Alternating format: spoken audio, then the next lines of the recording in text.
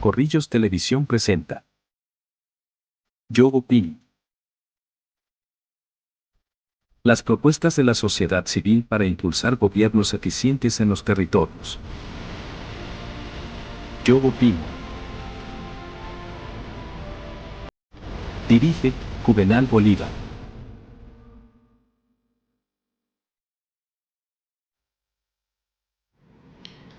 Nuevamente aquí en Yo Opino con temas que son de relevancia a nivel nacional. Y pues yo creo que ha dado de qué hablar en lo que es referente a la reforma laboral y también la consulta popular. El día de hoy vamos a hablar de un tema que es, digamos, recurrente en todas las noticias que estamos recibiendo. Y pues antes que nada yo quería presentarme para los que no me conocen, los que tal vez nos están viendo por primera vez. Y yo soy José Genaro García Murillo, abogado laboralista, también especialista en derecho contractual, pero más que mis títulos, quiero decirles que yo soy una persona que se dedica al litigio judicial, a la consulta empresarial y también de los trabajadores. Entonces, dicho eso, les quiero decir que antes de dar estos puntos de vista, soy una persona que tanto asesora y representa empresas como también trabajadores. ¿Y por qué hago esta introducción? Porque lo que yo voy a decir es una posición, digamos, como profesional y como persona, y como una persona convencida de que tanto empresa como trabajador tienen que crecer de la mano, ¿sí? Porque hay un principio que es que sin empresa no hay trabajador, y sin trabajador no hay empresa. Pero bueno, ¿qué hacemos entonces? Tenemos que armonizar, digamos, esas relaciones contractuales para que no sean abusivas en cuanto a que no se escondan relaciones laborales bajo otras denominaciones que irían en contravía de los derechos de los trabajadores. Pero también quiero recalcar que tampoco se puede cargarle, y perdone la redundancia, cargas impositivas a las empresas, gastos o cargas prestacionales adicionales a las empresas, y más que las empresas tenemos que hacer mención a las pequeñas, pequeñas y medianas empresas. Consultando en la Cámara de Comercio, nos dice que para el año 2023 las MIPYMES representaban el 99.3%, o sea, micro, pequeñas y medianas empresas, y que las micro y pequeñas empresas son el 97.3%. ¿Por qué inicio con esas cifras, esas estadísticas que son muy importantes para poner en contexto o aterrizar estas posiciones personales? Muchos no estarán de acuerdo, es respetable, pero son las posiciones que su servidor tiene al respecto. Antes que nada, yo quiero hacer un pequeño bosquejo de cuáles son las situaciones más importantes, lo que tiene que ver con la reforma laboral. Se dice que se prioriza el contrato a término indefinido, se procura por una diferencia la jornada diurna y nocturna que iniciaría a las 6 a.m., a las 6 p.m., pago del 100% del recargo dominical. Se restablece el preaviso para los trabajadores, se protege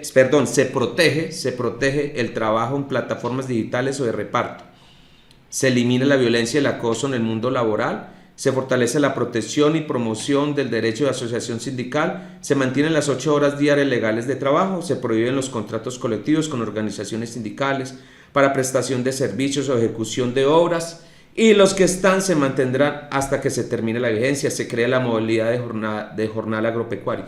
Hay algunas situaciones acá que ya están reguladas por la legislación.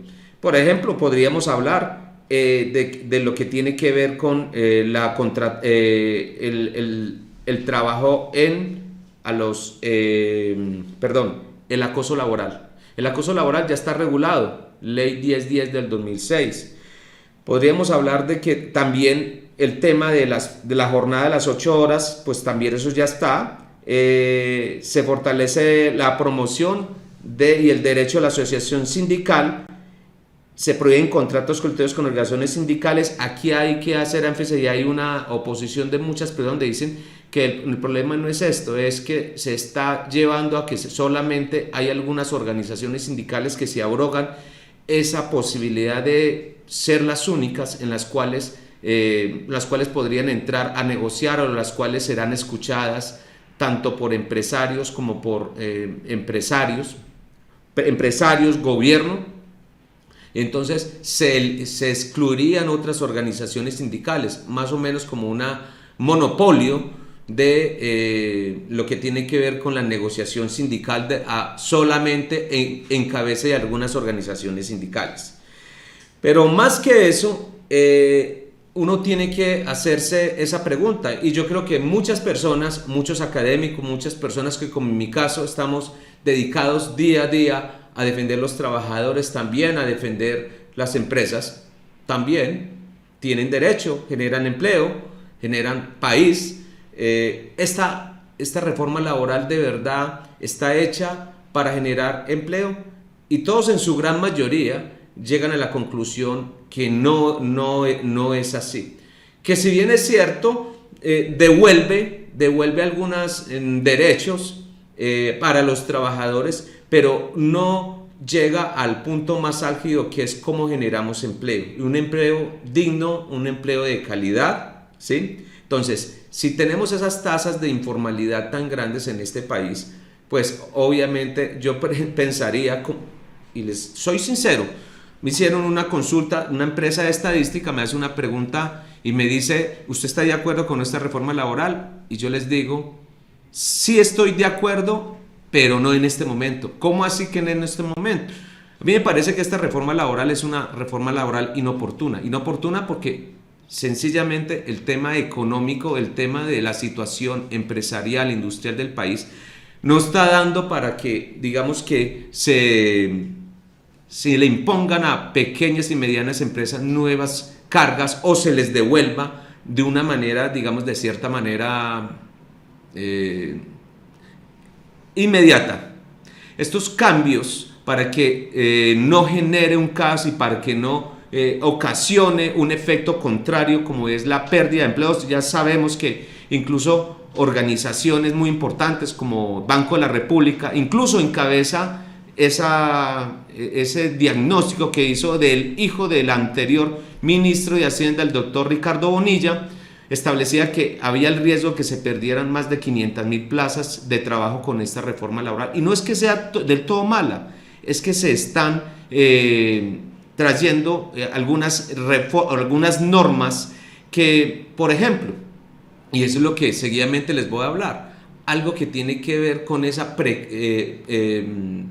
hacer que en las empresas les quede imposible terminar el contrato un trabajador. Bueno, eso ya lo traigo, ya lo recuerdo, se llama petrificación laboral. ¿Qué es? Que si aún el trabajador pues no está cumpliendo, digamos, la normatividad no le permite a la empresa pues terminar con justa causa ese contrato. ¿Y por qué voy a eso? Porque como ya lo mencionaba anteriormente, se está priorizando el contrato a término indefinido. Y bueno, uno se pregunta entonces, abogado, eso no es malo. Claro, eso no es malo, pero no podemos olvidar que ya estamos en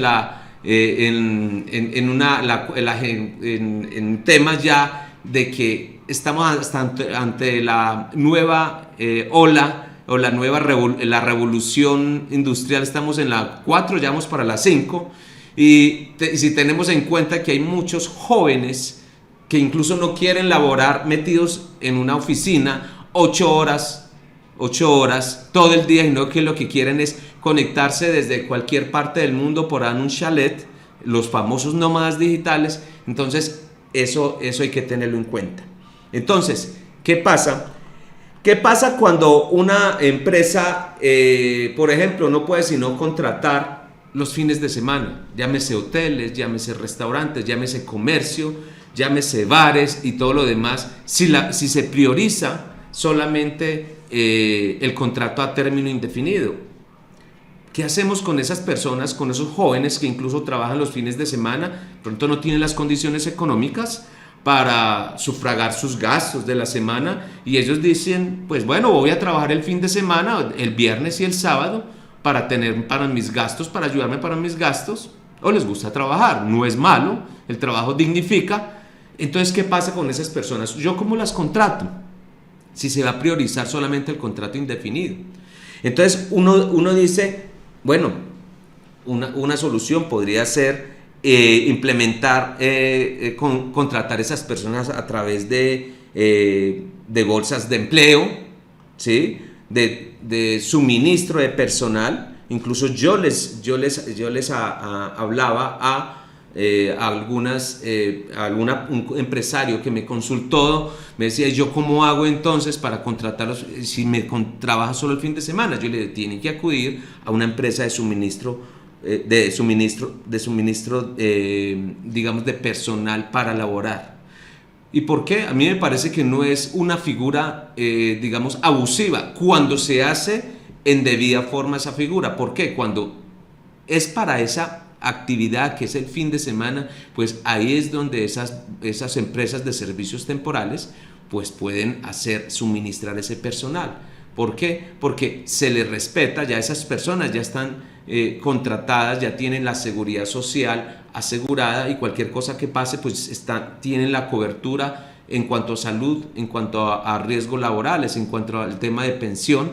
Entonces ahí no había ningún problema, y a la empresa le daría esa posibilidad de no tener que, digamos, dejar de contratar personas, porque es que la ley no le va a permitir. Otra cosa muy importante, muchos ingenieros, hay actividades que incluso las realizan en 1 hora, en 2 horas, un día, dos días a la semana, 3 días a la semana. Bueno, ¿y qué hacemos entonces con estas personas? ¿Sí? A una empresa no le va a ser económicamente rentable tener una persona que solamente hace una actividad que es específica, por ejemplo, un mantenimiento de computadores, un mantenimiento, qué sé yo, una instalación de software a una empresa. Entonces, ¿cómo se va a contratar? Entonces, lo que yo les quiero decir es que el mercado ha evolucionado, y como el mercado ha evolucionado, la empresa ha evolucionado, las demandas laborales han evolucionado, pues sencillamente no nos podemos quedar en las normas laborales de hace 40 años. Y se lo digo porque en un encuentro de la jurisdicción ordinaria laboral escuchaba yo lo escuché, no asistí, para qué les voy a mentir, y el mismo presidente del Tribunal Federal de Justicia de Brasil, en su sala laboral, decía, yo soy un abanderado del respeto de los derechos de los trabajadores, pero no por eso podemos tapar que hay unas condiciones económicas y que trascienden en lo laboral. Por ende, tenemos que llegar a un punto donde no se oponga tanto el de respeto, los principios de los trabajadores que son eternos, eso no va a cambiar, ¿sí? Pero también no podemos desconocer las condiciones de la empresa. Entonces, tenemos que llegar a un punto de equilibrio donde se respete esas condiciones mínimas de un trabajador, ¿sí? Sin que tampoco se afecte la generación de empleo, y empleo digno, ¿sí? Obviamente empleo digno.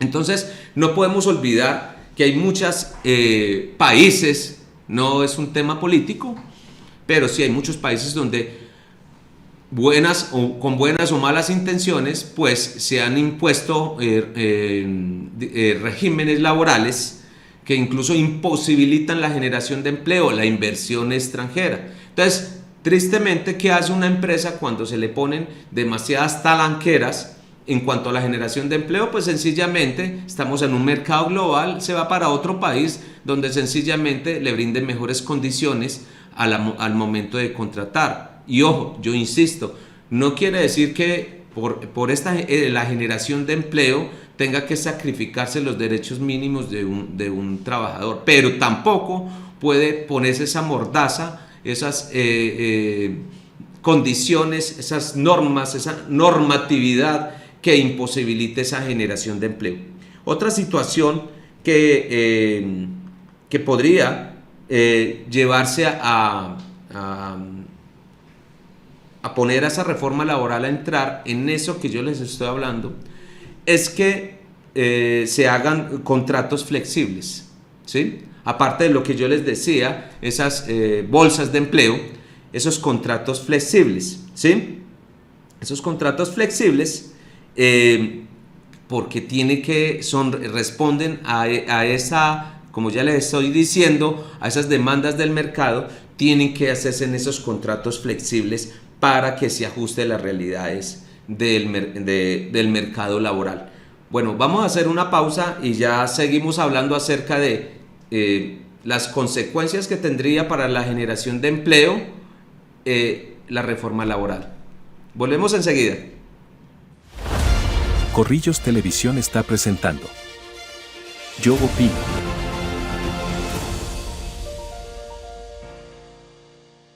Solamés, una compañía de asesoría integral para el desarrollo sostenible. Conoce a Solamés, una empresa líder en el mercado del litigio ambiental. Somos una empresa especializada en temas ambientales que brinda servicios y productos con resultados de excelente calidad. Contamos con 17 años de experiencia en el mercado y con un equipo multidisciplinario de expertos para brindar un trabajo integral y dejar siempre a nuestros clientes enteramente satisfechos. Nuestra amplia experiencia, capacidad técnica, humana y estratégica nos permite desempeñarnos en áreas de trabajo con eficiencia. Si requieres un servicio en cualquiera de las áreas mencionadas, estás en el lugar indicado. Contáctanos a los números que aparecen en pantalla o visítanos en nuestra página web www.solames.com o en nuestras redes sociales y amplía la información de nuestro portafolio. En Autoservicio Díaz atendemos todas las marcas, diésel y gasolina, servicios de mecánica general, sincronización, frenos, suspensión, cambio de aceite, desvare a domicilio, electricidad automotriz, plantas, arranques, instalaciones. Contáctenos, WhatsApp 311-482-3287, calle 21, número 14 a 10, Barrio Girardot, Bucaramanga.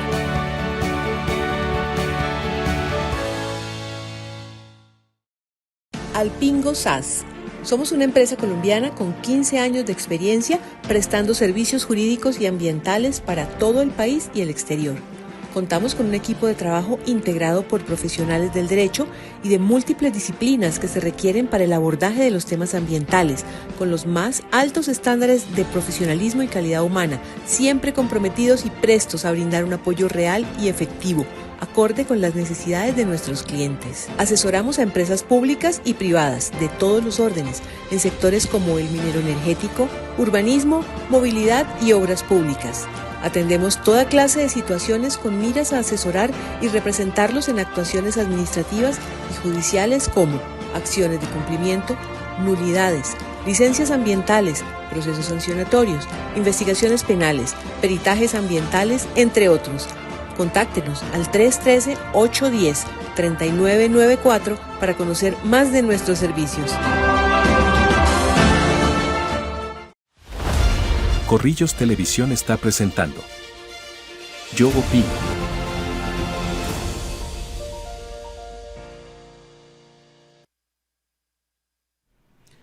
Bueno, regresamos nuevamente y ponemos en contexto, ¿qué hacemos entonces con que esas reformas laborales no afecten la generación de empleo, que no haya esa rigidez en la contratación? Y podemos decir, ya hablamos un tema de bolsas de empleo, tendremos también que hablar de contratos flexibles, tenemos que llegar a eso para exigir que más que una jornada, un cumplimiento de una jornada, se exija el cumplimiento de una labor, sin que eso se confunda con el contrato hora y hora-labor. O sea, esas contratos que definen metas y trabajos específicos. Se cumplió esa meta, que la remuneración se establecería según el cumplimiento de tareas, optimizando recursos para ambas partes. hoy en día hace carrera muchos empresarios a la medida, o sea, yo soy un convencido de que todo se debe ganar, ¿sí? Un trabajador que incumple las funciones de su trabajo, el reglamento interno de trabajo, que no cumple las metas, incluso les hablo que leía yo una jurisprudencia la semana pasada donde una persona fue terminado su contrato de manera justa. ¿Por qué? Porque sencillamente dentro del mismo contrato venía, y el reglamento interno de trabajo estaba establecido de que en caso del incumplimiento de metas, pues sencillamente se terminaría ese contrato por justa causa. Entonces ahí no se podría, ahí el trabajador interpuso una demanda porque se está afectando, aducía que se está discriminando por una baja en el trabajo, digamos de cierta manera en las situaciones para las cuales ha sido contratado, pues había habido ¿cómo le digo? Está bajando en la prestación del servicio.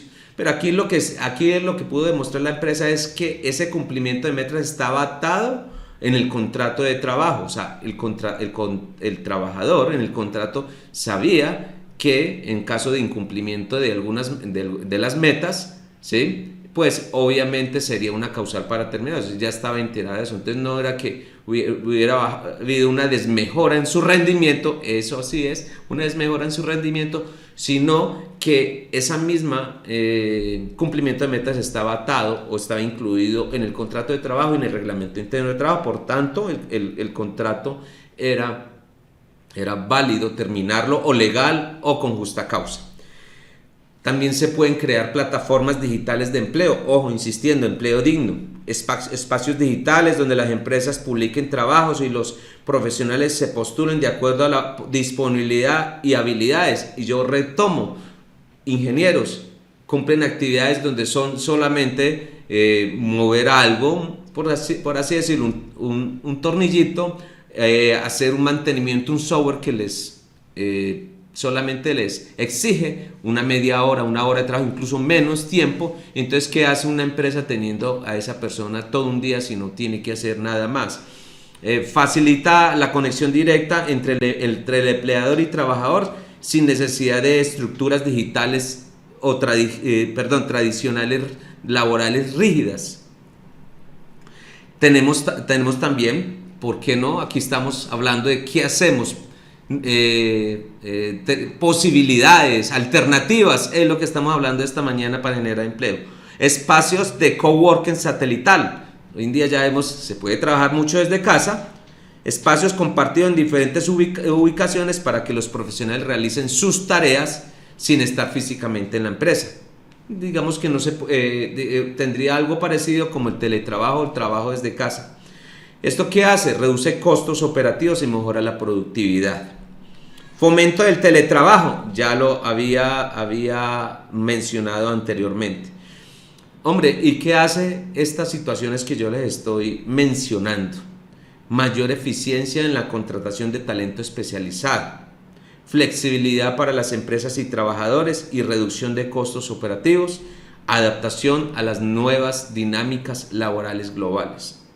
No se les olvide lo que decía este presidente de la Sala Laboral del Tribunal Judicial Federal de Brasil. Entonces, ese trabajo flexible, o ese empleo flexible, esos contratos flexibles, esas bolsas de empleo que se pueden establecer obviamente con la persona contratada legalmente, que esté cubierta, porque los accidentes pasan en cualquier momento. Se los digo yo, que todos los días estoy tratando con accidentes de trabajo, con enfermedades laborales, con todo lo que involucra todo el sistema de riesgo laboral y seguridad y salud en el trabajo. Pues estas normas se tienen que cumplir, pero insistimos, atendiendo a las realidades del mercado. Bueno, hay una situación que está trayendo consigo esta reforma pensional. No va a entrar en temas políticos, pero a raíz de, en primer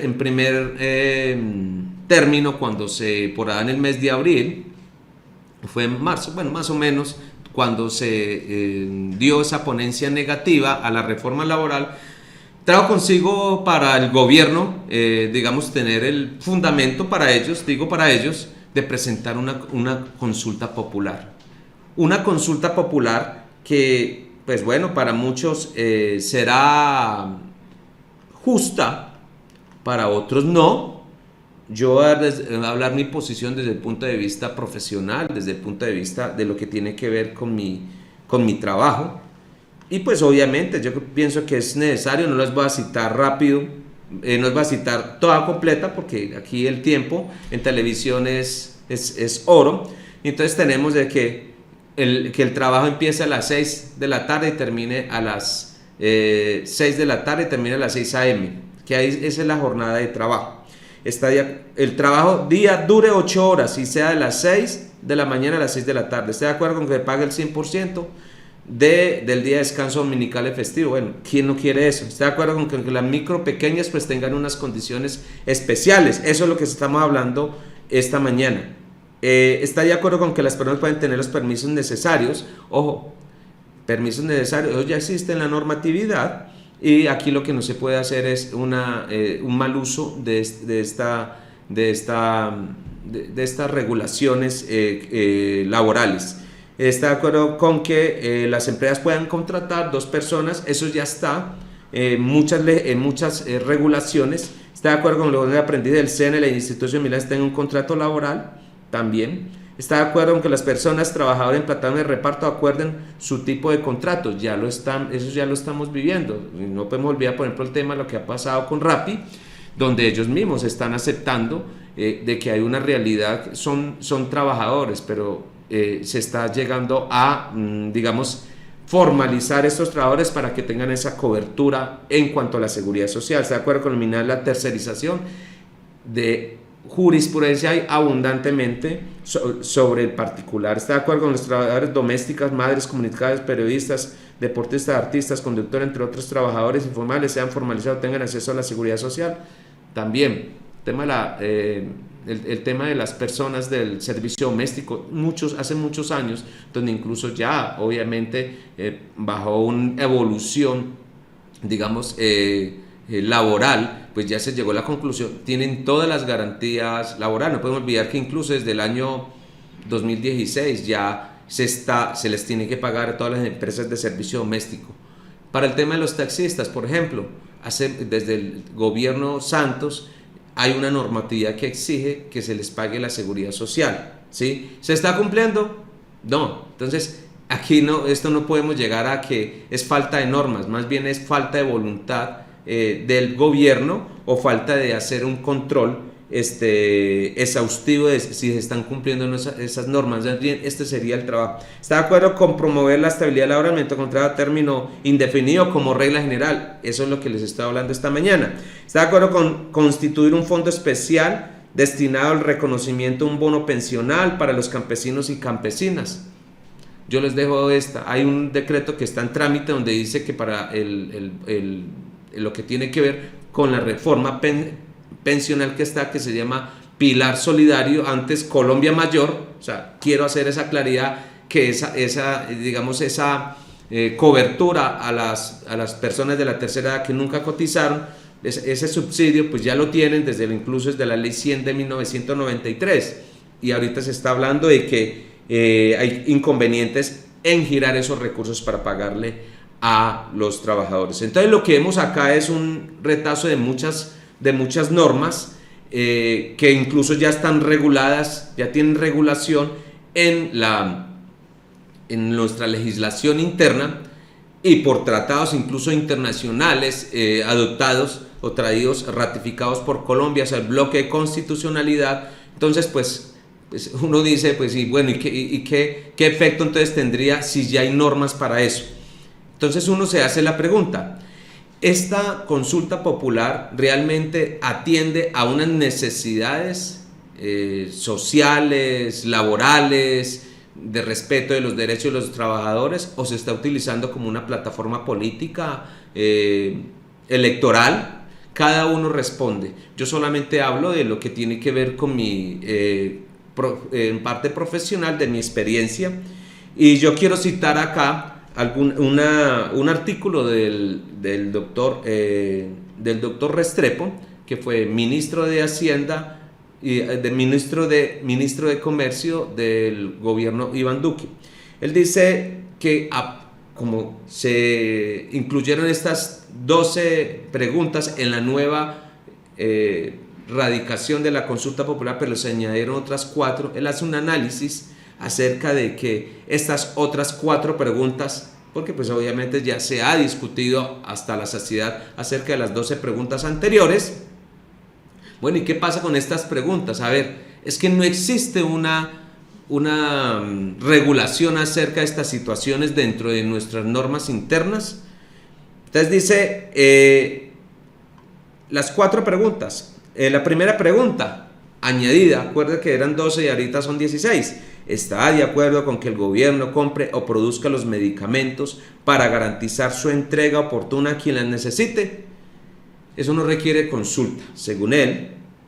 ¿Y por qué? Porque eso está incluido en la Ley 2386 del 2024, Plan Nacional de Desarrollo, que contiene la Política Nacional de Investigación, Desarrollo Tecnológico, Innovación, Producción farmacéutica, que establece que el Estado debe promover la producción nacional de medicamentos, garantizar el acceso, regular los precios y fomentar la reindustrialización farmacéutica en Colombia. O sea, ya hay una normatividad al respecto, lo que pasa es que no hay una voluntad, ¿sí? Entonces, para las personas que de pronto no están enteradas, no se les ha sido socializado, y ahí es donde cada uno debe enfocarse en estudiar. ¿Será que al momento de, si eso llega a pasar, no, ya no pasó, porque no olvidemos que fue rechazada nuevamente en el Senado de la República, porque pues según, no soy constitucionalista, obviamente dejo claridad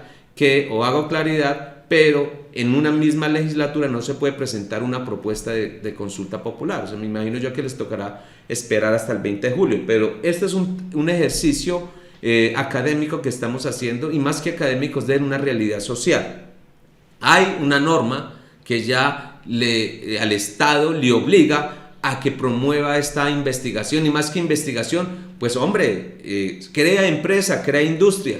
Pero yo les digo, mis queridos televidentes, pues si le quita presupuesto a el Ministerio de Ciencia, Tecnología y todo lo demás, pues ¿cómo vamos a pensar que esto se va a hacer una realidad? Cuando hay países donde incluso más del 10-15% están invirtiendo en ciencia y tecnología de su presupuesto nacional, ¿sí? Pero nosotros, si acaso por ahí el 0,3, no tengo más o menos exacto, pero por ahí oscila el presupuesto que tiene ese Ministerio de Ciencia y Tecnología. Pues no podemos pensar que vamos a ser una potencia farmacéutica, ¿sí? Entonces, esta norma, pues yo coincido con el exministro que no tiene razón de ser, de estar ahí. Entonces, le falta es implementación institucional, le falta es girar recursos. Aquí es tema de recursos, más no de normas. Para ir terminando, otra pregunta, nos quedan solo 3. ¿Está usted de acuerdo con que las EPS se conviertan en gestores de salud y dejen de ser intermediarias financieras para que el Estado pague directamente a clínicas, hospitales? Pues ¿cómo les parece que eso está desde el decreto 489 del 2024, donde se exige que el giro directo de la ADRES a las clínicas y hospitales? ¿Por qué? Porque sencillamente hay que ser responsables. Y sí, en parte, digamos que aquí muchas EPS se crearon con la cédula, por así decirlo. Hubo una irresponsabilidad por parte del Estado de permitir que entidades que no cumplían con su músculo financiero para contratar, para ofrecer servicios médicos de calidad, y se llegó a esto. Pero es cierto, las empresas, el gobierno hizo intervención de muchas EPS que eran las que mejor estaban rankeadas. Y si vemos hoy en día, el servicio es mejorado. Entonces no puede ser que yo haga una intervención a una EPS porque supuestamente está incumpliendo su mandato legal y constitucional, pero resulta que en este momento están peor que antes de ser intervenidas por el Estado.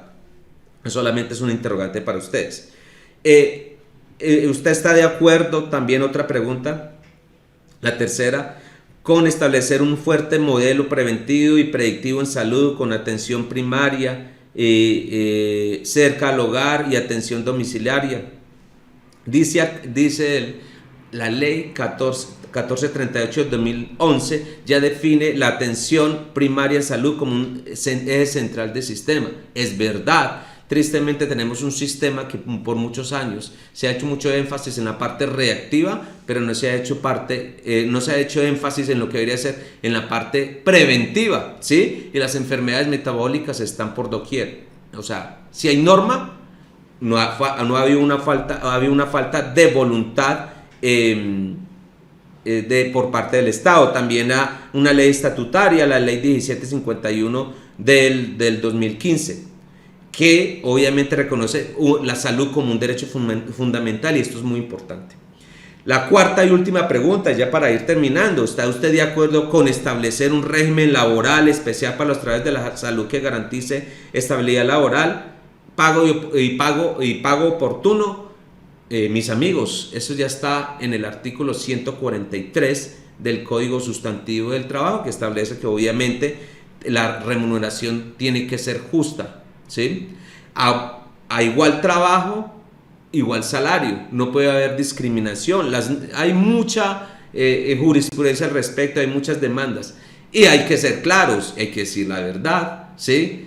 Si estamos hablando de que se tiene que priorizar los contratos laborales por encima de los contratos de prestación de servicios, pero yo quiero decirles que en este gobierno se ha aumentado en un porcentaje altísimo la contratación por contrato de prestación de servicios profesionales. Una contratación que no es una contratación civil, que viola todas las normas laborales de los trabajadores. Eso también está fijado en la ley 1751 del 2015, y obviamente la remuneración justa, que está en la 1438 del 2011. Para él, lo cito: las 4 preguntas sobre salud en la consulta popular no requieren un nuevo mandato ciudadano, porque ya están reguladas por leyes o decretos vigentes o por expedirse dependientes de gestión del gobierno. El problema no es de ausencia normativa, sino de voluntad del gobierno. Voluntad de un gobierno. Yo culmino diciéndoles, mis amigos, esta consulta popular se está en trámite para favorecer a los trabajadores, también el tema es la salud, o se está utilizando solamente para fines electorales. Yo, desde mi punto de vista y como el derecho a opinar que tengo, yo creo que yo me quedo con la segunda, porque hay demasiada normatividad.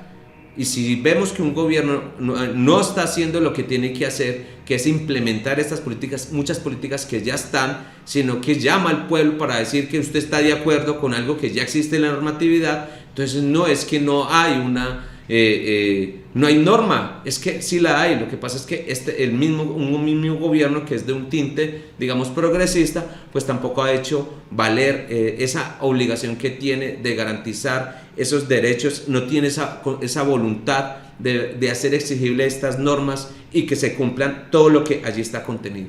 Entonces, esa era mi posición del día. Y bueno, quería agradecerle, no se olviden, yo soy José Genaro García Murillo, abogado laboralista, salubrista y también especialista en derecho contractual, litigante, asesor. Me pueden llamar al teléfono 318-389-1413 y con gusto estaré atento para sus servicios. Dios les bendiga. Corrillos Televisión presentó Yo opino.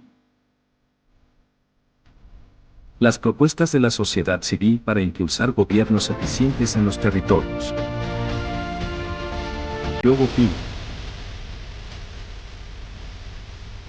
Dirige Juvenal Bolívar.